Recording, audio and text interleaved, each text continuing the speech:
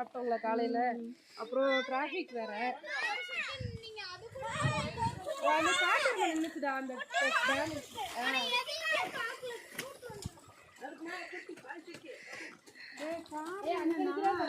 ஒரு மணிக்கு வரணும். அங்க இருக்காரு ராஜி மேல் நிக்கிறப்பா. அவ போறது அங்க போய் நான் நடந்தே போயிருவேன். இப்பதான் அங்க இருங்க ஹாட்டுக்கிட்ட போட்டோ எடுக்கிறதாமா. எடுங்க வரையிருமா மதி இங்க பாரு. நீலமகி அவளை மறைச்சுக்கிட்டேன். அவ ஹாட்